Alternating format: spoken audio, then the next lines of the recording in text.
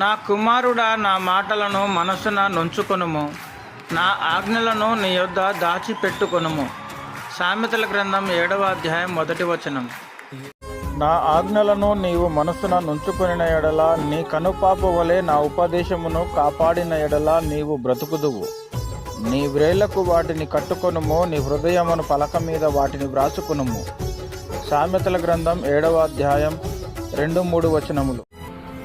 జ్ఞానముతో నీవు నాకు అక్కవనియు, తెలివితో నీవు నాకు చెలికత్తెవనియు చెప్పుము. అవి నీవు జారస్త్రీ యొద్దకు పోకుండాను, ఇచ్చకములాడు పరస్త్రీకి లోబడకుండాను నిన్ను కాపాడును. సామెతల గ్రంథము 7వ అధ్యాయము 4-5 వచనములు. నా ఇంటి కిటికీలో నుండి, నా అల్లిక కిటికీలో నుండి నేను పారజూడగా, జ్ఞానము లేని వారి మధ్యను యవ్వనుల మధ్యను బుద్ధి లేని పడుచువాడొకడు నాకు కనబడెను. సామెతల గ్రంథం 7వ అధ్యాయం 6-7 వచనములు. సంధ్యవేళ ప్రొద్దు గ్రొంగిన తరువాత, చిమ్మ చీకటి గల రాత్రివేళ వాడు జారస్త్రీ సందు దగ్గరనున్న వీధిలో తిరుగుచుండెను, దాని ఇంటి మార్గమున నడుచుచుండెను. సామెతల గ్రంథం 7వ అధ్యాయం 8-9 వచనములు. అంతటా వేశ్య వేషము వేసుకొనిన కపటము గల స్త్రీ ఒకతే వానిని ఎదుర్కొన వచ్చెను.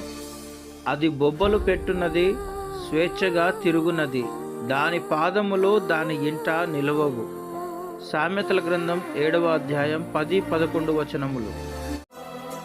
ఒకప్పుడు ఇంటి ఎదుటను, ఒకప్పుడు సంత వీధులలోనూ అది యుండును, ప్రతి సందు దగ్గరను అది పొంచియుండును.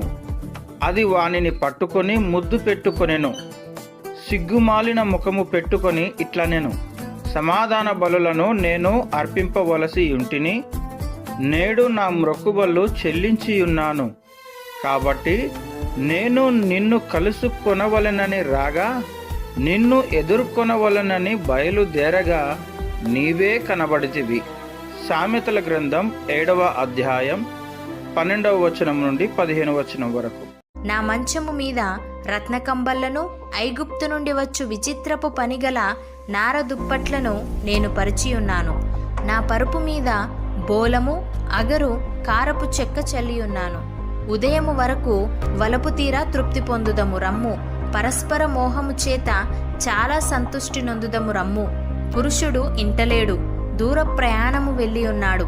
అతడు సొమ్ము సంచి చేత పట్టుకొని పోయెను. పున్నమ నాటి వరకు ఇంటికి తిరిగి రాడు అనెను.